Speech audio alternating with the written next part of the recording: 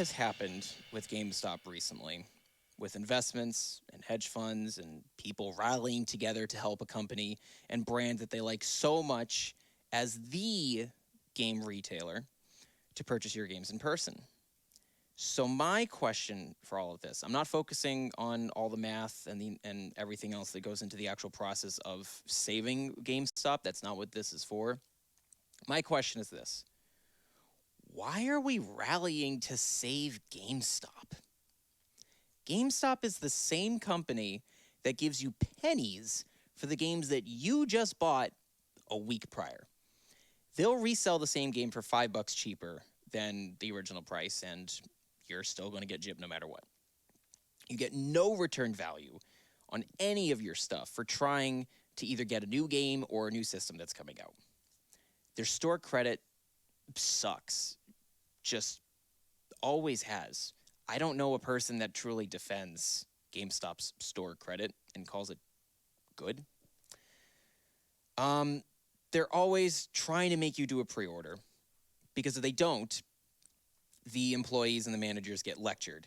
And then they're sometimes berated by those managers from the pressures of the corporate overlords up top telling them that they need to pre-order games, and that spreads to the employees and so on, so forth, because that's the guaranteed money for the bottom line that they're trying to meet. So I understand why they're doing it, but it still creates this endless cycle of just low morale, and I just have too many friends that have suffered from those conditions. So I feel that I have a personal stake in that negativity where it's just so much. Now, when Overwatch, as an example, came out in May 2016, sales for GameStop were obviously great due to the pre-orders and the high demand from consumers seeing the demos for the game and all the trailers that came out for it, as well as just the character info that was dropping. People were becoming invested in this game before it was coming out. It was a great marketing campaign. The following year, the company expected those same numbers and better for all those to be met. But to no one's surprise, there was no big title that was releasing at that time. So the company came down on its managers and its employees to do better with no new product to push. And so the cycle of endless low morale continued. That's just one example here. But how do you chase something that's just so astronomical for video games the following year and then get berated for it, for not meeting that goal? Why would you want to go into work every day? It would just be super depressing. What's most important to me about GameStop's suckage overall is that you can't play games there anymore.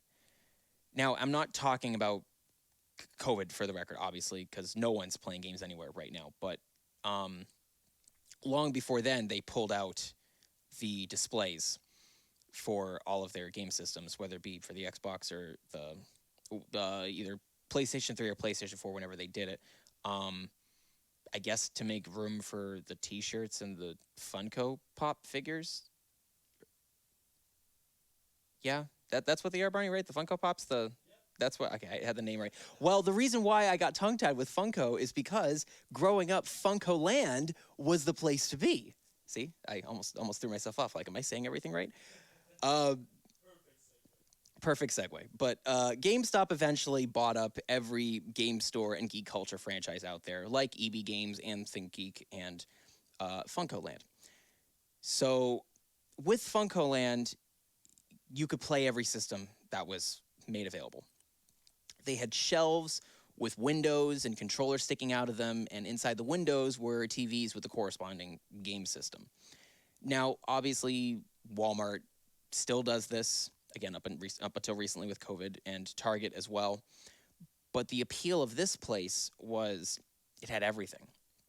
Everything Nintendo had to offer, Sega, Atari, Sony, and they weren't demo discs that they were putting in either. They were like full games that they could switch out daily. I don't know if they exactly did, but they had the option to just put in whatever they wanted to, or whatever was popular with consumers at that point in time. That was where I got my first exposure to Marvel vs. Capcom 2. So obviously, young kids can get introduced to classics. So with getting games also for the older systems too, like they were really well organized as well. Like you could clearly see that there was a sense of care put into how the games were going to be displayed, how people could read and find what game they were looking for. There was just a clear sense of some care. It wasn't a super colorful place by any means. It was kind of dark and gray and sometimes cold. But the goal of Funko Land wasn't to prioritize new stuff. Obviously, it helps because it's more expensive and it can help with that bottom line to overall sell games. But the idea was to simply sell games because people enjoyed those games. As long as those sales were met with the physical copies, nobody cared. It wasn't about getting the next thing before it comes out and having that be the guaranteed money coming through.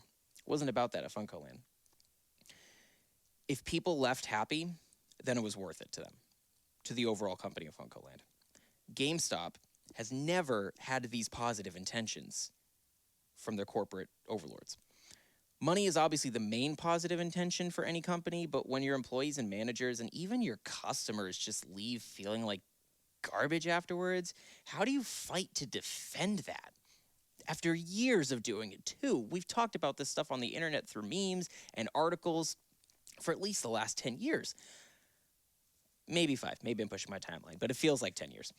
I was happy with GameStop being on the cusp of disappearing and hoping that someone else could maybe build something from the ground up to create a more positive gaming experience that would want me to come to the store and not download it directly onto my system. And the experience was what made the trip worthwhile for Funko Land. And GameStop's never truly given a crap about that. They've just transitioned from that over time, especially in a world where experiences are the reasons why people are willing to go out and do things. But nope, not doing any of that. Never have. Clearly not going to going forward. We pulled together to save this company when all they've done is practically nothing for general people. We're just seen as bottomless consumers. So, GameStop's back. Yay. What do you guys think? Feel free to like the video, subscribe to the channel if you haven't already. Comment down below if you think GameStop is great or if you agree with me and just think it's hostile garbage. And also make sure that you tune into Knights of the Dirty Table every Friday live at 5 at the Zenden Studios on Twitch. Whoa! Welcome to the end of the Knights of the Dirty Table video that you just watched. Thank you so much for watching. If you haven't already done so, make sure you subscribe to our channel, like our video, share with all your friends, and catch our live stream every Friday live at 5 only on the Zenden Studios Twitch channel. I gotta go wander off into space. See ya! Whoa! Whoa!